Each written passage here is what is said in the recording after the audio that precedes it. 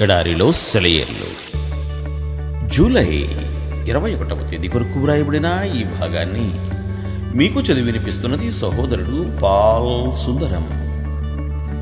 ఇంకొక్క మారి ఆ బొచ్చు చేత శోధింప సెలవిను.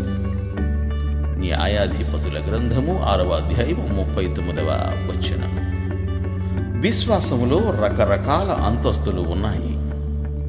క్రైస్తవులుగా మన అనుభవం ఒక స్థాయిలో ఉన్నప్పుడు మనం ఒక విషయాన్ని నమ్మవలసి వస్తే ఏదో ఒక సూచక క్రియ కానీ, మనలో ఏదో అనిర్వచనీయమైన అనుభూతి కానీ కనిపిస్తేనే నమ్ముతాము. గిద్యోను లాగానే మన దగ్గర గుర్రెబొచ్చులున్నాయి. అది చెమ్మగా అయితేనే మనలో నమ్మకం కలుగుతుంది. ఇది యథార్థమైన విశ్వాసమే గాని పరిపూర్ణమైనది కాదు.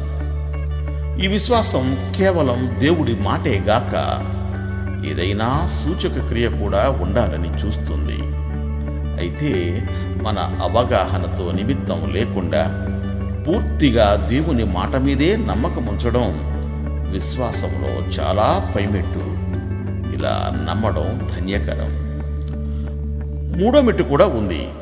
మొదటిదేమిటంటే, ఒక పని జరుగుతుందని మన మనస్సుకి నమ్మకం కుదిరితేనే విశ్వాసం ఉంచడం. రెండవది, అలాంటిదేమీ లేకపోయినా దేవుని మాట మీదే ఆధారపడి విశ్వాసం ఉంచడం. మూడో మెట్టు ఏమిటంటే, పరిస్థితులు, మన అనుభూతులు, బయటకి కనిపించే తీరు, మనుషుల అభిప్రాయాలు, మన ఊహలు అన్నీ ఆ పనికి వ్యతిరేకంగా కనిపించినప్పుడు దేవునిని, ఆయన వాక్కుని నమ్మడం. అపోస్తుల కార్యముల గ్రంథము 27వ అధ్యాయము 20వ వచనం నుండి 25వ వచనం వరకు ఉన్న భాగములో పౌలు ఇలాంటి విశ్వాసాన్ని కనపరిచాడు.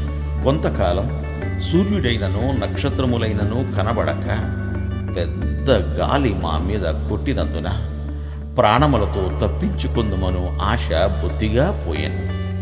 ఇవన్నీ జరుగుతున్నప్పటికీ పౌలు వారితో అంటున్నాడు, అయ్యలారా, ధైర్యం తెచ్చుకొనండి.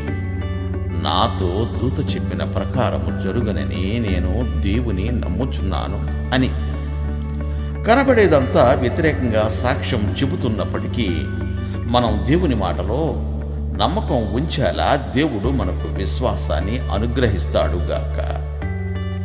నమ్మకముంచాల్సిన సమయమేది? అంతా ప్రశాంతంగా ఉన్నప్పుడా? అన్నింటిపై మనం గెలుస్తున్నప్పుడా? బ్రతుకే స్తుతి పాటైనప్పుడా? కాదు, కాదెంత మాత్రము. అలలు ఎగిసి పడేటప్పుడు, తుఫాను మబ్బులు కమ్ముకొచ్చినప్పుడు, ప్రార్థనే ఆహారం, కన్నీళ్లే దాహమైనప్పుడు నమ్మకం ఉంచాల్సిన సమయమేది? ఎప్పుడూ రాబోయే కాలంలో పాఠాలన్నీ నేర్చుకున్న తరువాత, కష్టాల పాలై ప్రార్థనలు చేసి స్థిర విశ్వాసం పొందిన తరువాత? కాదు, కాదన్నటికీ కాదు. ఇప్పుడే ఈ ధైన్యంలోనే చితికిపోయి చినిగిపోయి ధూళిలో కలిసినప్పుడే. నమ్మకం ఉంచాల్సిన తరుణమేది? మిత్రులంతా సఖ్యత చూపుతున్నప్పుడా? సౌఖ్యాలు కురిసేటప్పుడా? నేను చేసే ప్రతిదానిలో నాకు మెప్పు కలుగుతున్నప్పుడా? కాదు, కాదంత మాత్రము. అంతా నన్ను ఏకాకి చేసినప్పుడు, ఆధారాలన్నీ కూలిపోయినప్పుడు.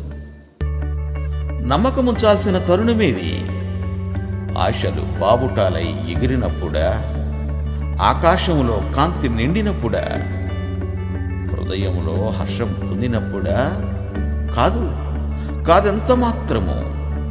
సంతోషం అడుగంటినప్పుడు, దిగులు మెడను వంచినప్పుడు, దేవుడు తప్ప మిగతాదంతా మరణం శూన్యమైపోయినప్పుడు. దేవుడు మిమ్ము దీవించుగాక. ఆమేన్, ఆమేన్.